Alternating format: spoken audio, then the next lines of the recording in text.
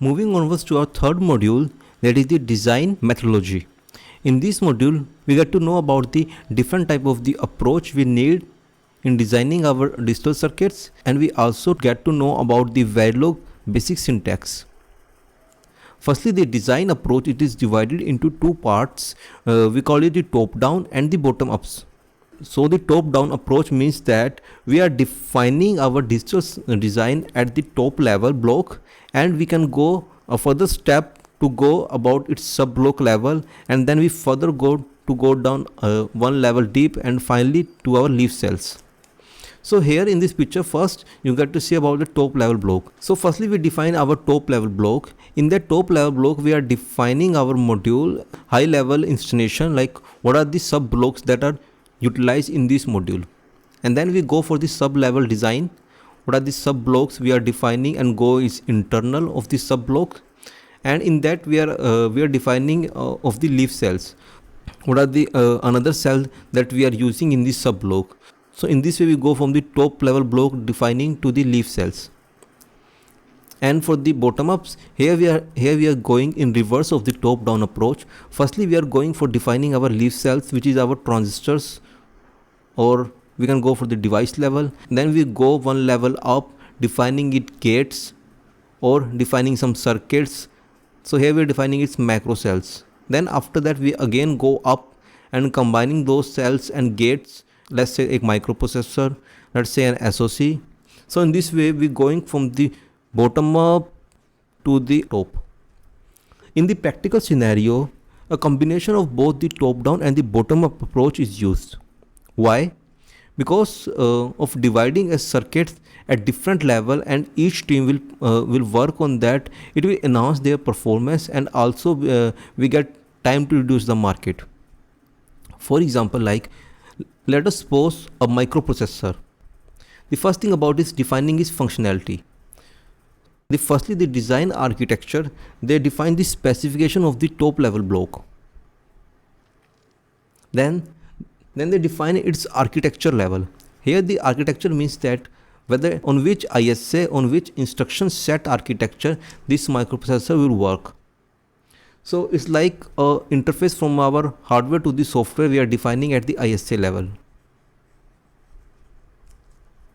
Then further go about its microarchitecture level, and here they can define the block and the sub blocks that are defining in our architecture level, and they can define its interface, pin connection. So it's more like we are implementing our ISA at the hardware. So the architecture means defining our ISA, microarchitecture means implementation of those ISA. Implementation of ISA. Then comes our RTL design. So here the RTL stands for the register transfer level. Basically the RTL engineer, they uses the micro architecture documentation, and they can design coding of that at the hardware level using our hardware description language, whether is Verilog or VHDL. But at that time, for the efficient design and its performance, they have to keep in mind the few coding guidelines, because they play a very important role in defining our every circuit. Then further go down one level is the gate level design. Here the gate level netlist, it is the output from our RTL stage, and we are converting that RTL depending on our library, and we are defining and converts it into the real hardware. Here the gates means that on which technology node we have to synthesize our RTL code into the gate level. So at that time the logic synthesizer tool will play a very important role, because in this logic synthesizer we are defining our library files, tech nodes, .lif and constraint files. So all those things we are defining of converting the RTL design to the gate level netlist using our logic synthesizer. Then again if you go one level down, here is the switch level design. Here we are converting those logic gates into the switch level, that is the transistor level. Here the transistor is CMOS, PMOS or the NMOS. So the top up approach is that we are going from the functional design to the switch level design, and bottom up is going from the switch level to the functional design. So to implement everything at much better and to increase the performance and time to reduce the market, both the approach are being using. Like circuit designer, they design our transistors and designing our leaf cells at the switch level, and they can go up in this way.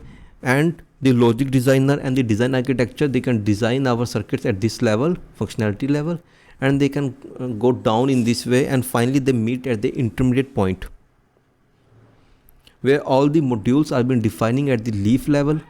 And for the switch level, they are combining all those transistors to make a library that are being used by our switches. In this way, we are defining our top down and the bottom up approach. Let's talk about the Verilog code template. So first we're defining the syntax of our Verilog code, and then we took an example to illustrate about how the things actually we are defining in our template in our real digital circuit. So the first thing about is about its name, module. It's similar to the C programming language where we are defining our start of program with the help of main. So the module works in a similar way. So to identify our compiler of the start of the program, we are defining with the help of name module. Inside the module, we are defining its module name.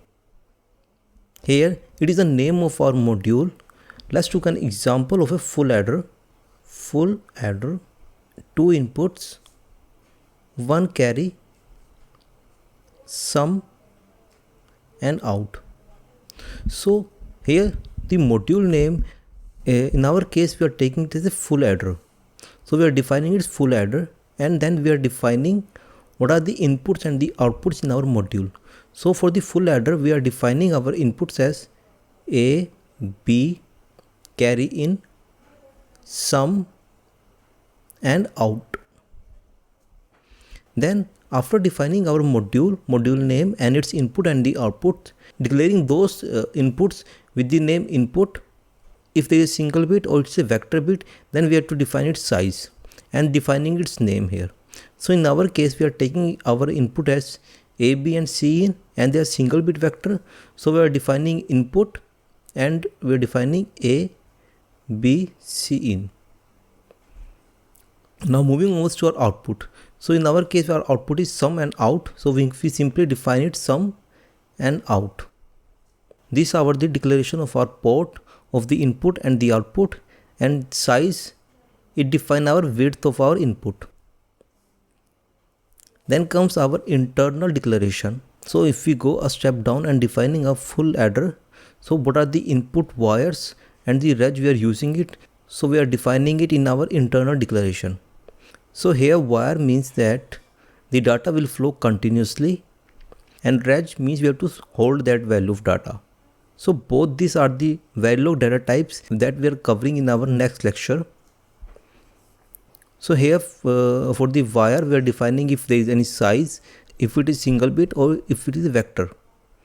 And similarly for the reg, defining size and its name. Then comes our functionality of the design. Here in our functionality of design, we are using procedure block if we are going for our data flow modeling. And we can also use that if we go for our behavior modeling too also. So inside this, we are using an always block.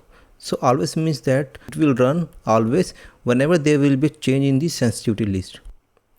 Here the sensitivity means that what are the value of the input that will change our design.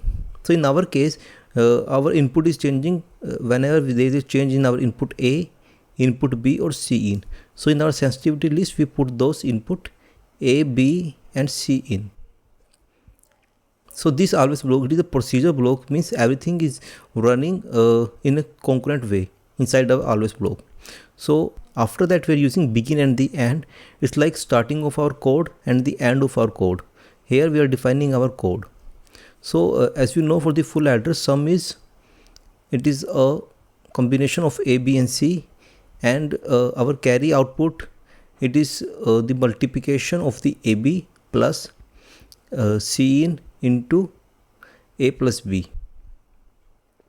So we are defining our code here. So whatever the code, whether we go for the if else case, whether we go for this logical equation, we can simply define here.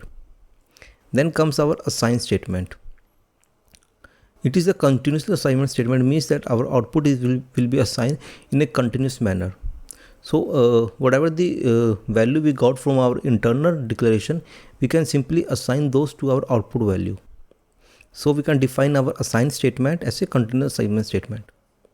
Then finally, at the end of the module, so we are defining our module here to here, our input and output declaration, its internal declaration, there is some here is the logic of our design, and after that, if we have to use assign statement, then we can use it, otherwise we can ignore that also. So let's get about our full adder Verilog code. So the first thing about is, as we know about the module, we are defining our module name and its inputs and its outputs. So we are defining our inputs here and we are defining our outputs here. Then in our case, we took our internal storage, that is the reg, and we are defining its name temp. So the temp in which we have to store our data temporary. So after that, I go for our is always block, and we are defining a sensitivity list. So here in our case, it is A, B and C in. Then we go for begin end, and inside our temporary register, we have to add that A, B and C in. Then finally, I have assigned our value of the temp 0 to our sum output and the temp 1 to the carry output. So it adds A, B and C, and the addition go in the sum out, and the carry that is generated goes to the carry out. So in this way, we are defining our Verilog module, and we noted that it is journal, very journal syntax. We can change that according to our design. So now about its synthesis too. For the synthesis, I use the tool Yosys. The Yosys, it is an open EDA tool that has taken the Verilog input and generated its output in terms of its gate level. So the first thing note here is that all those hexagonal diagram shows these are our inputs. So in our case, it is input A, input B, carry in, and sum and carry out.